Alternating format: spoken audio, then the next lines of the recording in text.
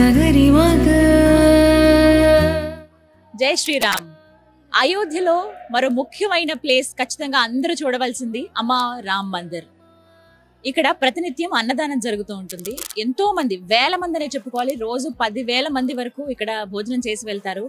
ఇది స్వామివారి వంటిల్లు అని అంటారంటే ఏ రామ్ కా రసోయి హే, ఎప్పుడు నడుస్తూనే ఉంటుంది అనేది ఆ పెద్ద పెద్ద బోర్డ్స్ మనం చూస్తాము. Gautam neuro care, brain stroke, migraine, fits, brain and spine surgeries కి బెస్ట్ న్యూరో సర్జన్. అమ్మ రామ మందిర్లో ఇంకా ప్రత్యేకం ఏంటంటే బాలరాముడు మనకి ఇక్కడ కనిపిస్తాడు.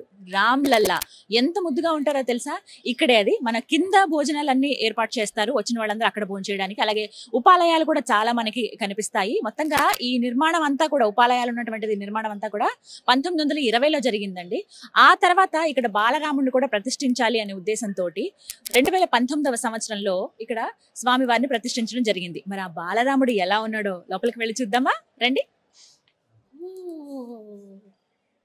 ఎంత బాగున్నారు. రాగానే మనకి ఫస్ట్ స్వామే కనిపిస్తారు. ఎంత ముద్దుగా ఉన్నారో చూడండి. ఇలా ఉంటే ఏమనిపిస్తుంది, నాకు మామూలుగానే చిన్నపిల్లలు అంటే ఇష్టం. వెంటనే అలా వచ్చి హత్తుకోవాలి, ఎత్తుకోవాలని అనిపిస్తుంది. చిన్నగా సుందరంగా ఉన్నారు ఆయన. ఇక్కడ ప్రత్యేకంగా రాసి ఉంటుందండి.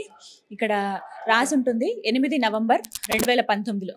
అప్పుడు స్వామివారి ప్రాణ ప్రతిష్ఠ కార్యక్రమం జరిగిందనమాట.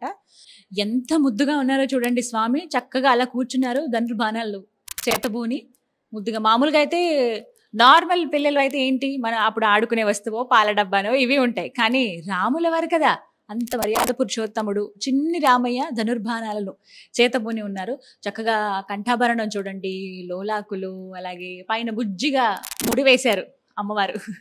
వాళ్ళ అమ్మగారు ముడేశారు. చాలా చాలా బాగుంది. చక్కగా రెడీ చేసి కూర్చోబెడితే ఎలా ఉంటారు పిల్లలు, ముద్దుగా అలా అనిపిస్తుంది. మొత్తం ఇదంతా కూడా మనకి పాలరాతి విగ్రహమే. కొంచెం అది మనకి బ్లూ షేడ్, రాముడు నీలమేఘశ్యాముడు అంటారు కదా, కొంచెం బ్లాకిష్ బ్లూ కలర్ లో ఉంటారు.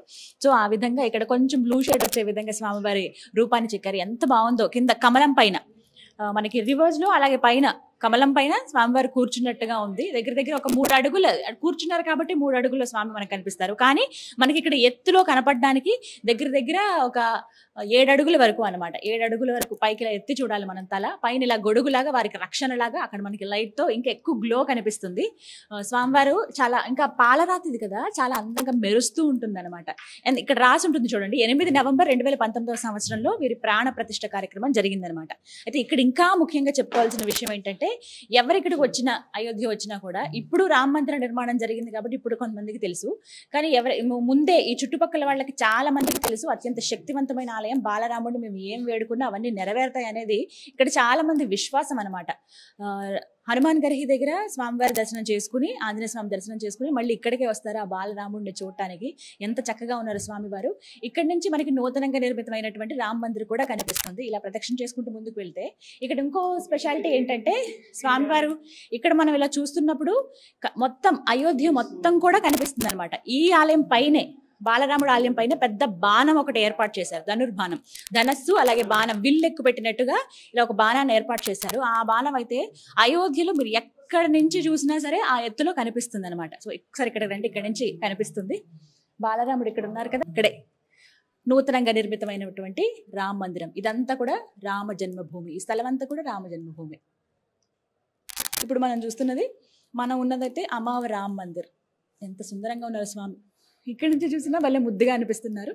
మామూలుగా అన్ని ప్రాణ ప్రతిష్ఠ చేశారు కాబట్టి విగ్రహానికి సాధారణంగా జరిగేటువంటి వైష్ణవాలయాల్లో జరిగేటువంటి అన్ని కైంకర్యాలు కూడా ఇక్కడ కూడా స్వామి వారికి చేస్తారనమాట.